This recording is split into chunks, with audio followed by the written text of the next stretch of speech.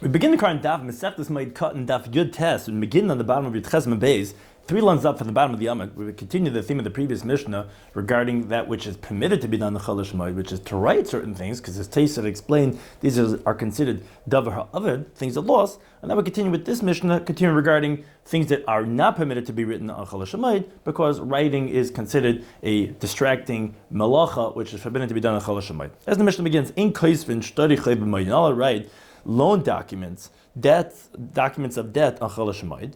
But if the lender doesn't trust the borrower, or if the scribe doesn't have what to eat, that would permit them to write this document on Cholish Moed. So to increase in svarim, tefillin, mezuzah b'moed, one's not allowed to write a sefer Torah, tefillin, or mezuzahs on Cholish Moed.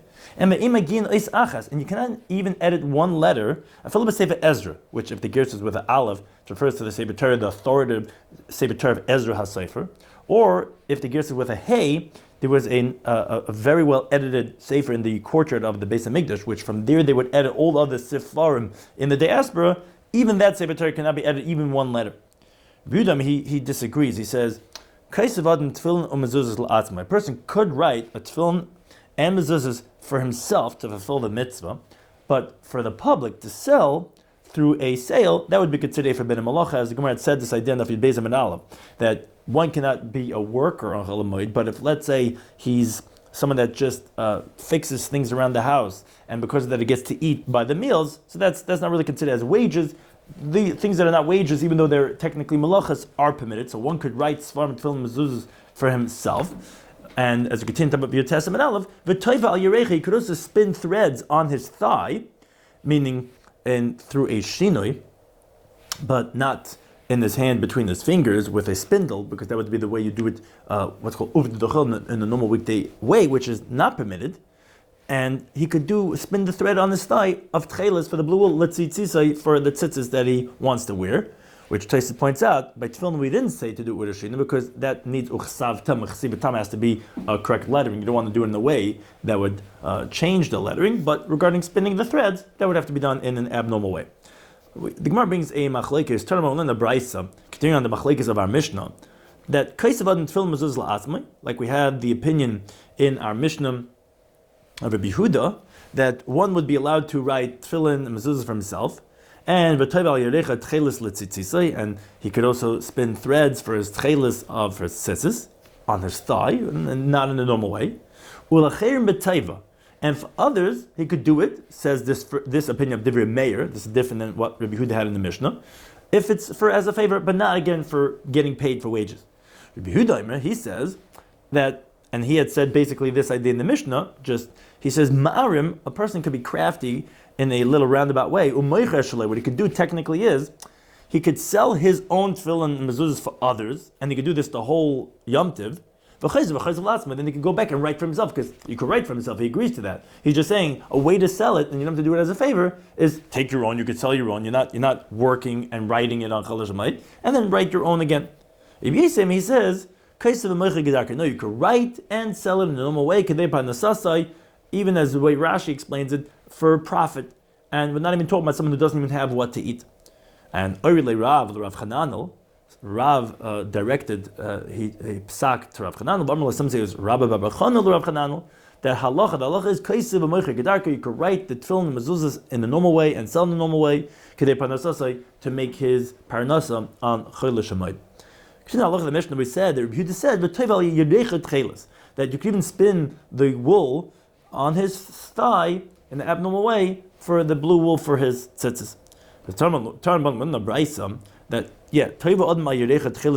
so the person could spin the threads of the wool on his thigh of the blue wool for the tzitzis of a little bit evan, but you cannot use a stone which they would hang the thread so that it becomes very taut, very tight. That you can't do. The sages say, no, even the stone you could use.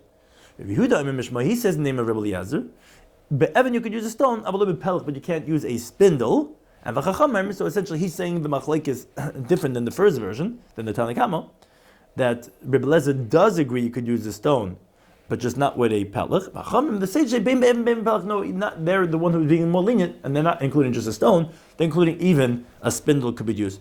And I'm going to be Mishmol, B'chein, I'm going to be Barabba, and B'yecha. So the halacha is, Bein Be'evim, Be'evim Pelech. They said you're allowed to spin the thread on your thigh is with a stone or even a spindle. And the halacha is, Kaisek V'darka, Mechik Gedei Parnasasa. You can write it in the normal way, the Tefillin Mezuzahs, and you can sell it, again, for your profit of selling the stam, the Svarim, the Tefillin Mezuzahs.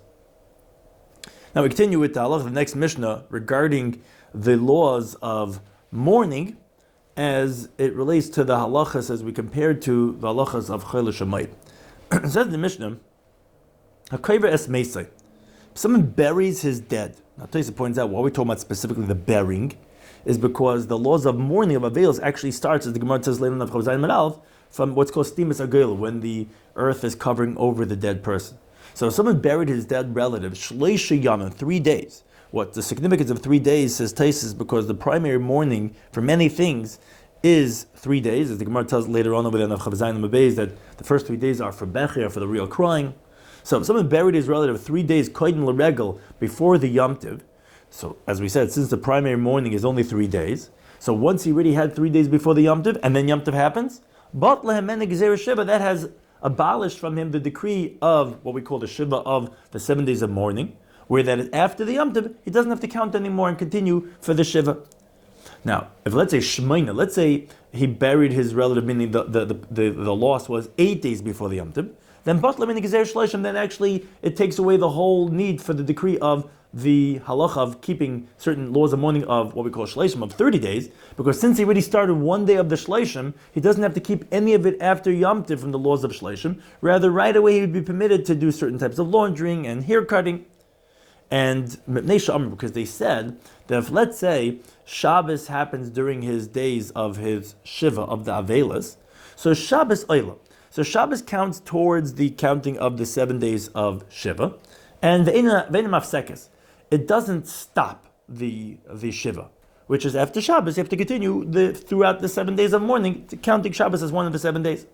Whereas Regalim, and this is where the halacha we're talking about in their Mishnah, but we're going to get Metayvim, Mafsikin. It does stop. So if someone buries his relative 3 days before the Yom Tiv, so that totally just cuts off the mourning of the Shiva. And after Yom Tiv, you don't have to conclude, which you never got a chance to have a full Shiva, you don't have to conclude that after the Yom Tiv. Now, same time is Ve'in Oilan. So it's like the inverse of Shabbos. If someone buried his dead relative on the Yom Tiv, so that won't stop the decree of the Shiva. And this is what the second half of the halacha is saying. The days of the Yom Tiv don't count towards the 7 days of the Avelis. Rather, after the Yom Tiv, let's say you have to wait a few days till Yom Tiv is over, that's when you're going to start 7 days of Avelis. You don't count the days from the Patiri, you're going to count from after Yom Tiv 7 days. Now, Rabbi Eliezer, he says, from when the Beis HaMikdash was destroyed, where the significance of that regarding this law of Yom Tiv as it relates to Avelis, is Shavuos doesn't have anymore a halachic significance of 7 days. Which, although the Yom Tov Shavuos is only 1 day in Eretz Yisrael, but it has 7 days in regards to how you can make up your karbanas hachag that you're supposed to bring on the Yom Tov. Now there's no Beis HaMikdash, there's no significance of making many karbanas, so it's only in this totality 1 day. So he says now Atzeres Shabbos. Shavuos is like Shabbos, which just like Shabbos, it counts towards the Shiva and it won't stop the Shiva. Although Shavuos is one of the Shalosh Regalim, it won't have the same halach as a regal. It's not like a 7-day event. It's going to be like a Shabbos, which is 1 day. He says, Rosh Hashanah v'Yom Kippurim, which are also this 1 day Yom Tiv, are Kirigalim. So although it's 1 day, he says, but ultimately they are a regel, even though it's not one of the Pesach, Shavuos, and Sukkot, and therefore, again, it will be mafsik and it will not be oila. The sages say, they disagree with both Rabbi Eliezer and Rabbi Gamliel, and that is the opposite of both. Rather, Shavuos is like a Yom Tov, because it is one of the Shalosh Regalim, whereas Rosh Hashanah v'Yom Kippurim are Shabbos, because ultimately they're only 1 day, which is like Shabbos, whereas Shavuos, ultimately when the Beis HaMikdash was around, it was like an element of 7 days, and if it doesn't lose that, and if it will be like a regular, so the opposite of those two opinions. Now, Amar Ravi qualifies this teaching of our Mishnah, that once you finished the first 3 and that stops the Shiva, or you went day 8 and it stopped the Shleishim, so he qualifies that teaching. He says, Gezeras, the decree of the Shleishim, that's what we mean the Mishnah is Batlu. If you went to day 8, so the decree of Shleishim, it was nullified. But, Yomim le Batlu, it doesn't nullify the 30-day period where that halachas still apply. And Rav Huna said Gezeres Batla. It's only the decree of the Shleishim that has been nullified if it's already day 8 and then it's already starts Yom Tov. But Yomam Le Batla, but the days have not been nullified. Rav Sheshes Amei disagrees, says no, I feel Yom Nama Batlu, even the days have been nullified. So the Gemara explains, my time of Yom Le Batlu, what's the reason why the days are not nullified? In other words, for what halacha are you telling me, if you tell me the Gezerah Shleishim are not applicable, and what does it mean that the days are still applicable? Which means to say, that if the person, the mourner, did not take a haircut on Erev the Yom Tov, which, since the Shleishim was not applicable anymore, on Erev Yom Tov, because it was already past the Shiva, it was already one day into the Shleishim, so he was supposed to take a haircut before the Yom Tov, and he didn't? Oh, so although the Gezerah Shleishim wasn't there anymore, the days are still there, and therefore, now you cannot take a haircut anymore after the Yom Tov for the 30 days. Meaning, once Yom Tov is coming, so it's nullifying it. So you already could take a haircut on Erev Yom Tov. You didn't? So although the Gezerah Shleishim wasn't there, but the Yom are still there, now you're still going to have to keep now the rest of the Shleishim that you cannot take a haircut. As a continue to Beis, but Tanya, and this is what we learned in the Brisa. If someone buried his close relative 3 days before the Yom Tov, so already past 3 days, but if it starts Yom Tov then, so he doesn't have to keep the rest of Shiva. If he was already 8 days before the Yom Tov, already past the Shiva, already one day into the Shleishim period, so so that nullifies the decree of the Shleishim. And therefore he can take a haircut before the Yom Tov. And this is the point that we're showing from the Brisa. If he didn't take a haircut before the Yom Tov, although we said Batla and Gzer Shleishim, that's what means the Yom are not Batl, that you're not allowed to take a haircut after the Yom Tov. Because the Yom are still there. You still have the Shleishim period. Now, Abba Sholem, he says, no, and that would sound like the other pin that we brought, that you're allowed to take a haircut after the Yom Tov, because just like when the person buries his relative 3 days before the Yom Tov, he doesn't have to keep any of the Shiva after the Yom Tov. It totally nullifies the decree of the Shiva. So too, if someone buries his relative 7 days before the Yom Tov, it totally is mavatal, nullifies the decree of the Shleishim, and even if he did not take a haircut before the Yom Tov, he could take a haircut after the Yom Tov. But the Gemara wonders regarding the wording. What does it mean, Shiva? What do you mean, so too, if you had 7 days before Yom Tov, then that you're already done with the Shiva and nullifies the Shleishim, but Vanad Shemaindit number, we learned that it has to be 8 days before Yom Tov, so that you at least went 1 day into the Shleishim. But if you didn't go, even though you finished the Shiva, but you didn't go 1 day into the Shleishim, which is the remaining 23 days, so then it's not going to nullify the Shleishim. Says the Gemara, Ksava Abishal, who is the Tana we were just quoting, he holds Miktzas Yom Kukula, which recorded this on the previous daf, that part of the day is like the whole day. So the Yom Shvi is essentially being part into the 7th day of the Shiva, is Oile Lekan Lekan, is going to count like even part of the day is like the whole day was done already, and then the second half of the day is like it's already part of the 8th day. And therefore you already started the Shleishim period, and therefore it's going to be batal, even if it's only 7 days before the Yom Tov, not 8 days. Now, Amar Rav Chizda, Amar Rabbeinu Bar Shila says halacha kabashal. Halacha is like Abashal, which says it would seem halacha is like him, and whenever he disagrees with the Tana Kama, both regarding Miktzas Yom Kikula, and both regarding that if you did not take a haircut before the Yom Tov, you could still take it even after the Yom Tov. Now, Umoin Mecham La Abashal. Now the Chacham agree to Abashal. We quoted this also in the previous daf, that Keshachal Shemini Shalaylius B'Shabbos Erev Regel, if the 8th day of the Shleishim period falls out to be on Shabbos, Erev the Yom Tov. So although they generally hold that the 7th day is totally Shiva, you can't say like, oh, its part is already like the whole thing, and the rest of the day is like already from the Shleishim. But in this case, they hold Shemut L'Gelech B'Erev Shabbos, which is part of day 7, because day 8 you can't take a haircut, even though it's Erev Yom Tov, because it's on Shabbos. Then they would agree that you could take a haircut on Erev Shabbos, which is really on day 7. Now says Gemara, according to which opinion is Rav Amar going with when he says the following halacha? Avel, a mourner, once those who are coming to console him get up from him, meaning on the 7th day of Shiva, once they get up and they leave, you're already allowed to bathe yourself. It's already like the Shiva is over, even though it's still on the 7th day. So the Gemara, come on, who's that like? It's Kabashal, that he says that yes, the 7th day can count for both the 7th and for 8th day, so it's like already considered part of the 8th day, which already you nullified the Gezerah Shleishim, like we said, if it falls on the Erev Yom Tov, that's when Shiva is over, when they get up, because already considered like now as part of the 8th day. Now, Amar Abaye says, Allah Kabashal b'yom Shiva. He says specifically, Allah like Kabashal regarding to the halach of the 7th day, that's already like, if it's 7 days before the Yom Tov, it's already considered Mevatel the Shleishim. Now the Chum agreed to Abashal b'yom Shleishim on day 30, regarding the burying of his dead, that he's allowed to take a haircut, that you don't need to have a complete 30 days, that the 30th day itself, the Mina Mixizim Kikuli, we would say, they would agree over there, although by the Shiva they disagree, you have to have the whole day. By the Shleishim, they would agree that the 30th day, that even part of the day is like the whole day itself. Now Rava, this is a different version. He says, no, halacha kabashol b'yem shleishim. Halacha is like kabashol on the 30th day, the mixes kulkuloi. But the in halacha kabashol b'yem shiva, halacha does not fall like him on the shiva, and actually no, you have to keep the entire shiva, and you're not going to say mixim kulkuloi. Now, but the Nardoi, they say, halacha kabashol bezu, halacha kabashol be both day 7 and day 30. And the reason for that is the Amar Shmuel, because Shmuel said halacha gedei makeup aval. Halacha is like the mutlin interpretation by the laws of mourning. So both by the shiva and by the shleishim, we can say the last day is like even just part of the day is already like it was already finished already. Now the Gemara clarifies shleishim yem minolan. This whole idea of the shleishim of the 30 days. Where do we know that all 30 days after the burial that it's forbidden for the mourner to get a haircut? Because the Olav para minaz, we learned out Xeris Shava, where it says over here by morning para, and it says by nazir para. Except it says over here by Yikra, when the Kahanim, their brothers Nadav Avir had passed away. So Hashem told them, Rishechem al tifro, that your hair you should not let it grow long, rather you should cut your hair. The inference is, but all other mourners are obligated to let their hair grow long. Now, how long is long? So it says the word tifro. It says over there in Bamidbar also, by the nazir gadol para, his hair should grow long, which is Sahar Reisha, the hair of his head.